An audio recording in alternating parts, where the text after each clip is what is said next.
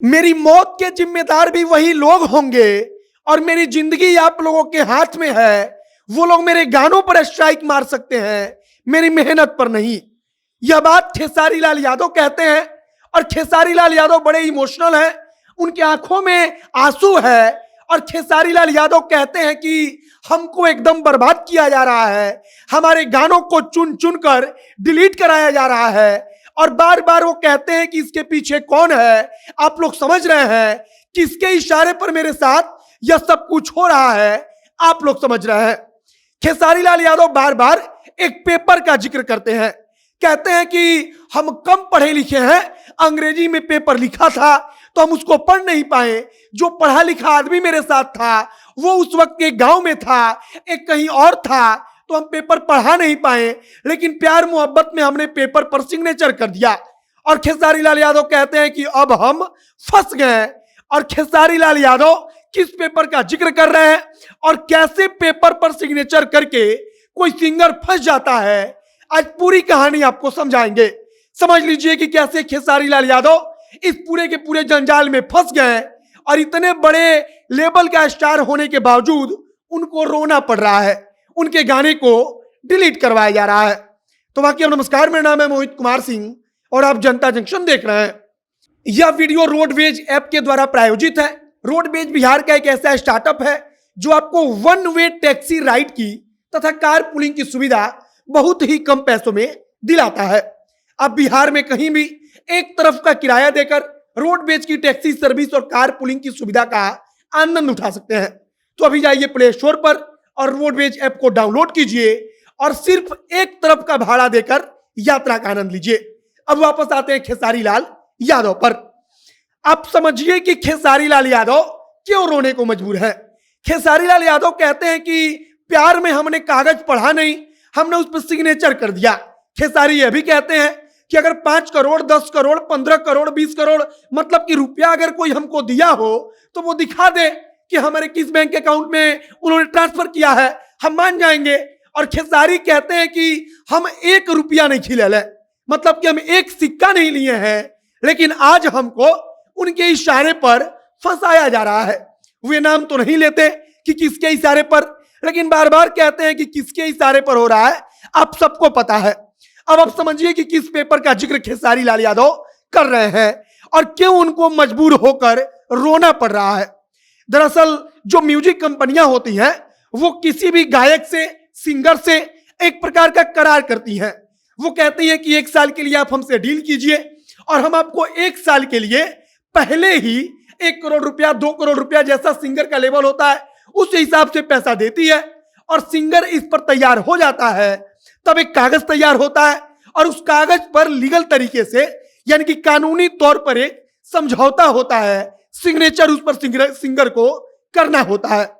अब सिंगर जब उस पर सिग्नेचर करता है तब कानूनी तरीके से उस कागज पर जो लिखा होता है कि 1 साल तक 2 साल तक वो सिंगर सिर्फ एक विशेष कंपनी के लिए ही गाना गाएगा, तब वो बाध्य हो जाता है कि केवल उसी कंपनी के लिए गाना गाए। अब शायद खेसारी लाल के साथ भी कुछ ऐसा ही हुआ। उनके पास एक डील के लिए किसी कंपनी ने ऑफर दिया, खेसारी लाल यादव तैयार हो गए। हालांकि वो कहते हैं कि हम पढ़ा लिखल कम है और अंग्रेजी में कागज था, हमारे पास उस समय कोई आदमी था नहीं, तो हमने प्यार मोहब्बत में विश्वास करके कागज पर सिग्नेचर कर दिया, उसको अच्छे से पढ़ा नहीं।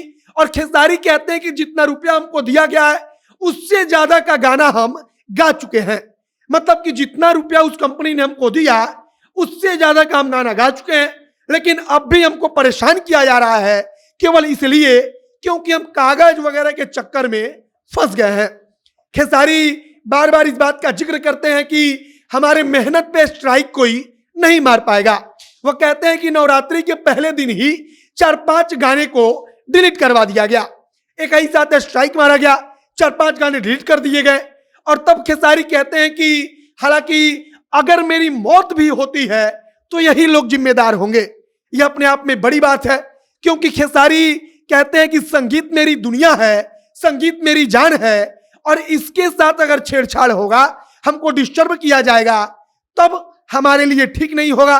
और वो कहते हैं कि अगर मौत भी होती है तो जिम्मेदार यही लोग होंगे। इसके बाद खेसारी कहते हैं कि आप लोग अपना पावर दिखाइए, आप लोग बताइए कि आप लोगों के प्यार में ज्यादा शक्ति है या उनके स्ट्राइक में। अब खेसारी लाल यादव कैसे किसी कागज वगैरह के चक्कर में फंस गए, इसकी कहानी हमने आपको बताई कि कैसे उनको किसी कंपनी ने अप्रोच किया। उसके बाद खेसारी लाल यादव तैयार हो गए, उन्होंने कागज पर सिग्नेचर कर दिया और उसके बाद खेसारी लाल यादव इस जाल में फंस गए कि उस कंपनी के लिए ही वो गाना गाएंगे या उस कागज में जिस प्रकार का डील हुआ होगा उसके लिए खेसारी लाल यादव फंस गए। और यही बात खेसारी कहते हैं कि हम पढ़े लिखे कम हैं, अंग्रेजी आता नहीं है, कागज चूंकि अंग्रेजी में था लेकिन हमको विश्वास था तो हमने विश्वास में सिग्नेचर किया और आज ये सब कुछ एक आदमी के इशारे पर हो रहा है। एक आदमी का हम भी जिक्र नहीं करेंगे क्योंकि खेसारी लाल खुलकर नहीं करते, लेकिन वे बार बार कहते हैं कि आप सब लोग समझ रहे हैं कि वो एक आदमी कौन है। बाकी खेसारी लाल यादव इसके पहले भी एक बार लाइव आकर इसी प्रकार से बोल चुके हैं कि हमारे गानों को डिलीट कराया जा रहा है। कल वो इमोशनल होकर बोल रहे थे, वो बार बार कह रहे थे कि आप सबका प्यार है और मेरा मेहनत है कि हम खड़े हैं और अगर हमको बनाने में किसी का योगदान नहीं है तो उसका कोई हक नहीं है कि वो हमको बिगाड़ दे, हमको बर्बाद कर दे। बाकी खेसारी लाल यादव और भी कई महत्वपूर्ण बातें कहते हैं। वो कहते हैं कि हम 1 रुपया लिए नहीं है। इसके बाद वो कहते हैं कि होश में हूं कि बेहोश हूं, जानता सब हूं पर खामोश हूं। मतलब कि खेसारी कहते हैं कि सब समझ रहे हैं हम, लेकिन हम बस चुप हैं। इसके बाद खेसारी कहते हैं कि भोजपुरी का कोई भी बड़ा भाई छोटा भाई ट्रेंडिंग में आए तो हमको खुशी होती है क्योंकि वो भोजपुरी का बेटा है।